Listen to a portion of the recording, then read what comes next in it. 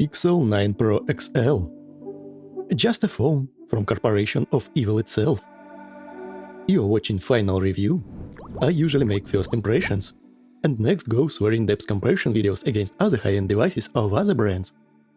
And after that I make final impressions videos that you are watching right now.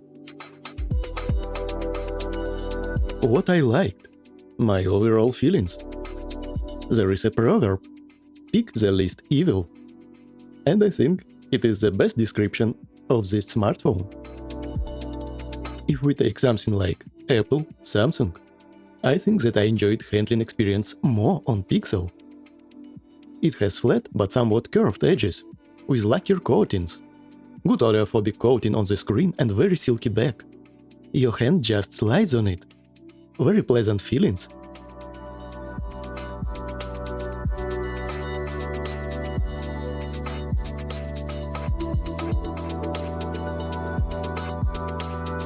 Speakers are not mind-blowing, and are low-frequency heavy with not very open mids, but it is noticeable improvement over lots of mid-range and budget offerings. I can place it on the same level as most of the high-end devices. Solid 3 stars out of 5. I can use phone for the most part without the headphones. It had some cool tricks inside operating system. For example, I liked tapping on the back to make a screenshot and such. What comes to mind when you hear about Google Pixel? I don't know about now, but in the past it was obvious. Google Camera. And I cannot tell that my mind was blown.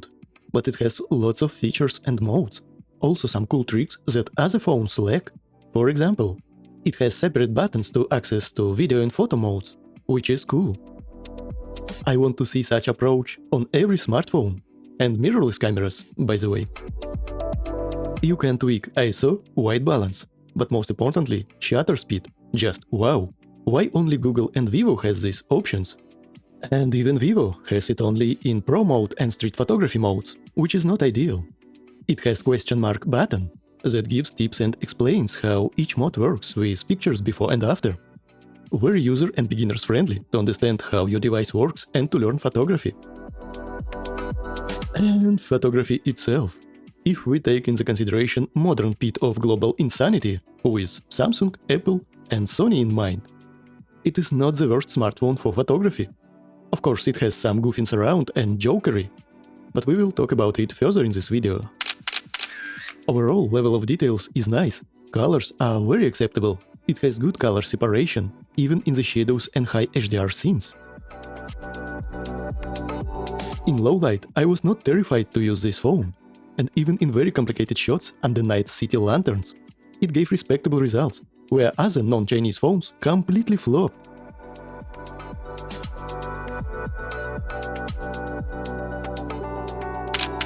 Ultra-wide is wide. Field of view is acceptable for architecture, lands and cityscapes, artistic street photography and portraits. Telephoto results. It is not the best, but in some situations, even with small sensor, it was somewhat on par with some Chinese phones. Even though not everything was optimal and good in large zoom shots, at least there was no AI morphing and ugly distortions. But of course, when we are speaking about incarnation of the evil itself, there just cannot be anything I didn't like, and here are stuff that I was not a big fan of. No 3.5mm audio jack, no microSD or any new medium expansion slots, no second Thunderbolt port, no easily replaceable battery. I just want to ask, how could you do this to us? Thank you at least for a cable in the box. Not like Sony, that gives you box made from trash can paper. But there were no charger in the box. How disrespectful and environmentally harmful and unfriendly. To waste more materials for additional box, gasoline and lots of human hours to deliver another box with charger to me and waste my life to buy an additional one. But everyone has lots of charger bricks at home. Argument does not work, because I had 6 charger bricks. All of them are modern ones, and this phone has very bad compatibility with modern gun bricks. I had to wait almost 3 hours to fully charge the device. Only Apple's 67 watt was able to fool it for 1.5 hours, which is still very, very long. Why I wasting my life for basic stuff? So annoying. It can be a deal breaker to someone. Pixel uses its own Tensor processor on an outdated manufacturing process. It is 3 to 4 times slower than modern devices. It throttles and hits a lot. Personally, for me, it does not matter at all in real life. I'm not playing cash grab pay-to-win garbage. And modern phones as personal computers are not there yet. It is more than enough for me. But I dislike that I still have to pay extra for potentially limiting experience. And price is just pure insanity. Incoherent nonsense. I paid more than $1,300 and 256 gigs of storage. This phone comes with 128 gigs as a default, in the era when half a terabyte is not that large amount. Just crazy, undescribable madness. I just cannot understand how people still can accept it and buy Samsungs, iPhones and Pixels with such low amount of RAM and SSD space for that high amount of money. Maybe it has something with lifestyle or status in the society, but it is beyond my level of perception. True lunacy from Google. But what I can say? Evil will always be evil, no matter what slogans it will have on its walls. Camera hardware. Small sensor sizes on all lenses. We are living in the era where 1-inch sensors are nothing special, and 1.3-inch telephotos becomes a reality, and we will see 1.3-inch ultra-wide lenses in the not-so-distant future. But I again, have to pay extra for outdated tech. Large sensors with equally modern and same technology will always be better than smaller ones. It will give better color gradients, better noise levels, and it has more potential for glass and diffraction of light, the nature of splitting electromagnetic light rays inside our virtual planetary game. No innovations, no physical aperture or mechanical shutter. OS feels somewhat shallow compared to most other Chinese phones, despite having cool tricks under its sleeve.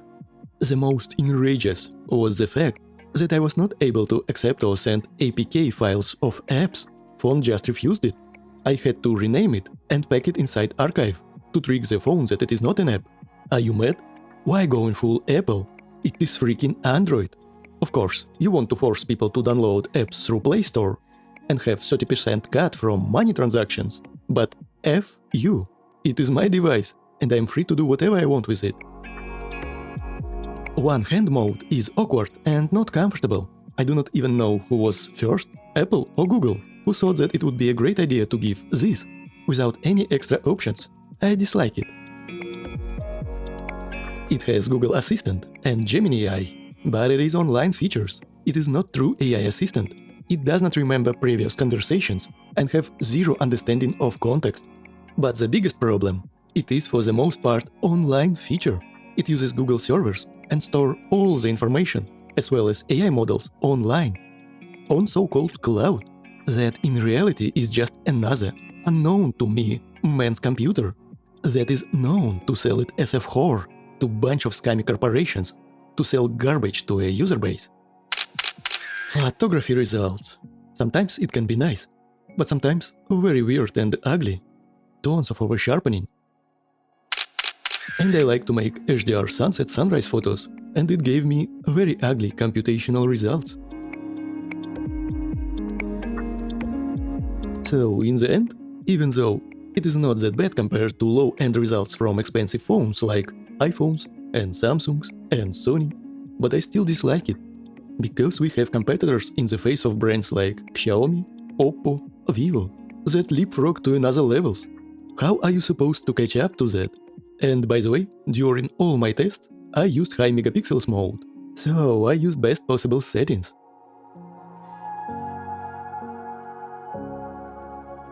Video quality. Something is very off.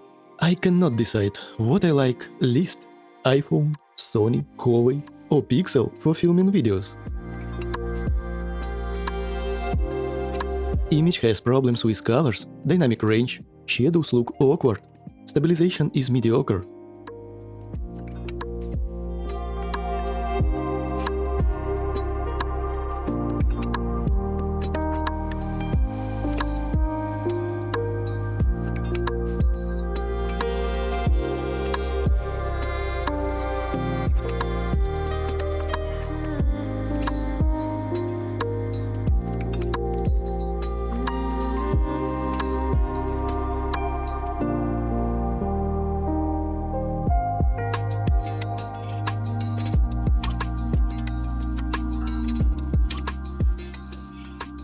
At night it has tons of problems. I disliked it. Disliked it a lot.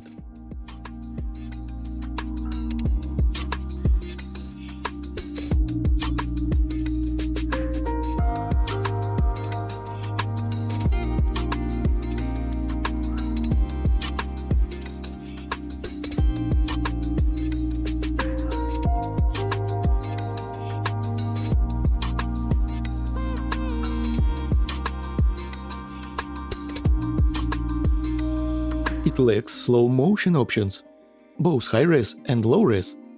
Poor performance in this regard.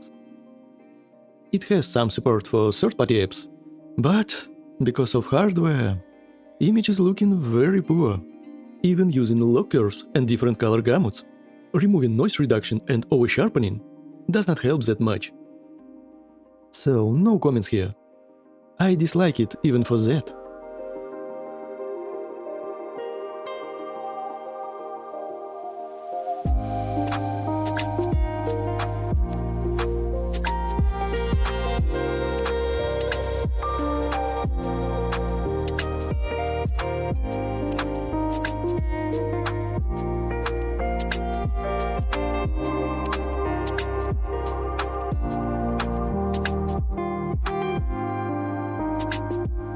Maybe there are some other small stuff that I forgot, or even did not notice during my tests, but I feel like it does not matter that much, because problems are at core level, and they need to be fixed first before we can touch any nitpicks.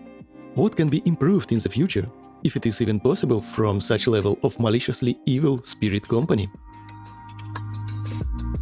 Of course, the modern insanity, storage expansion. 3.5mm audio jack with amplifiers for microphones, external speakers, and whatnot. Heck, I can even use good studio headphones with such port. Second Thunderbolt port for connectivity. Why not? Really, why not? If companies take audio port from me, at least give me something in return. Easily replaceable battery. Phone is high-tech device, but not a consumable that you will throw away as a e-waste in couple of years. Or new shiny toy. But, knowing Google, it will never happen. Or will it? A lot, and I mean a lot faster charging speeds. Right now it is a joke. And even more joke, absence of charging brick, put it in the box. Better, and I mean a lot better camera hardware. 1-inch sensors are nothing special today. And I want to see at least 1.3-inch on telephoto and ultrawide, if you want to charge that amount of money. Or instead, cutting a price by 3 will also do a job. Operating system improvements. It can never be too many OS features. Of course, I want to see more, as well as apps sending. All modern phones can send and accept programs without any obstacles. I want a lot better assistant with a lot more in-depth features that has true AI algorithms. It must remember our previous conversations in the encrypted code and operate based on full understanding of context.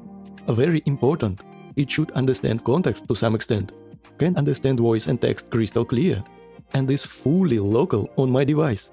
Very important, fully local on my device that uses local machine learning models, but not online data gathering spying machine that speeds basic, censored and curated answers from the internet that fully comply with shady government organizations and their ugly agendas. Camera app is not bad, but there is a room for improvements. I want an ultimate Pro mode on steroids, where you can manually customize your settings. Combine Pro mode with Auto Basic Photo Video tab. Just make an M button for manual and A button for auto. Give me ability to tweak all settings and parameters like saturation, contrast, sharpness, brightness, HDR, both in RAW and Auto JPEG in one single tab. And implement computational RAW mode to give me more dynamic range and cleaner shadows with less noise, but without artificial noise reductions applied. And please fix your photo algorithms. They are very questionable and not reliable at all. I want to see 10-bit computational local video recording with more advanced exposure controls, like false colors, zebras, waveforms, and ability to load in LUTs to preview your image, or even burn in LUTs. It means that settings and tweaks that you made with the LUT file are being applied on the final video, and you do not have to color grade anything on the computer. It is ready out of the box. this phone lacks slow motion, and I wish for very good slow motion options. 4K to 40 frames per second, 1080p in 2000 frames per second with better image quality. Just make it in small bursts, with small crop applied. Slow motion is so cool and give you absolutely astonishing angles of view that other video recording options simply just can never give you, even remotely close, like not even a discussion how cool it is. And for some reason, I do not see good slow motion implementation on modern devices, despite it being the scene in the past. And I want to see pre-capture buffer, both on photos and videos. It means that your phone buffers the image, and when you press recording button, previous 2 or 3 seconds were recorded. It is like time machine option. I want better subject recognition and tracking for autofocus. Every modern mirrorless camera can recognize eyes, faces, people, poses, animals, insects, vehicles. And I want this inside the phone, with visible marks on the screen, to understand that it works.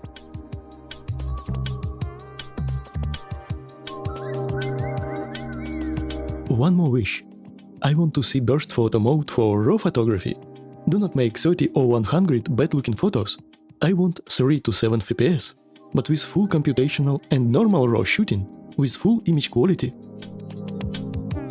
To make it possible, it can have variable aperture, implement some sort of a shutter. For example, Hasselblad lenses have leaf shutter built into them. It can be more reliable than conventional mechanical shutter and solve high-speed shooting problems on smartphones. And finally, my personal wish. I want to install any operating system of my choice to the phone, with all APIs free and open for my hardware that I own, but not a company that made the phone. This is my device, not yours. I bought it, not rented it. This is unlikely with this evil corporation, but it will 100% be implemented in the future, and is already implemented in other worlds, outside of prison Earth. I just wish it came true early. So that's pretty much it. It is not that bad phone, compared to equal competition, for example iPhone, Samsung, Sony. But why to look up to a low end? I think that best among worst, or not the worst among the worst title is not something that you can be proud of. There is a room for improvements, and I would say even a hole for improvement, a large megalithic hole with enormous size. And if they can implement and fix everything I stated above, it could be a completely different story. But right now, this story belongs to the museum. But saying all that, with good discounts and price, I can even recommend this phone to someone. I want to remind you that you are watching final review of the Google Pixel 9 Pro XL. If you want to know more about this device, you can watch initial review. It is called Pixel 9 Pro XL. 48 hours versus Samsung versus iPhone versus Sony. And large phone comparison battle with in-depth audio speakers quality examples, photo examples against high-end phones, and $1,300 conventional Sony camera with bright general zoom lens. And of course, video quality battle with DJI Osmo Pocket 3 examples. It is a full multi-series galactic saga that consists of 3 long series, and Google plays on the theme in the first 2 episodes. Those videos are called Star Phones Episode 1 Smartphone Menace, Pixel vs iPhone vs Huawei, Star Phones Episode 2 Android Strikes Back, Pixel vs Oppo vs Huawei vs Honor vs Vivo. And if you are interested in full in-depth Android OS and camera app guide and tour, you can watch this video that is called Google Pixel OS Guide, OS and Camera App. Hope you enjoyed. See you in another videos. Have a very not evil day.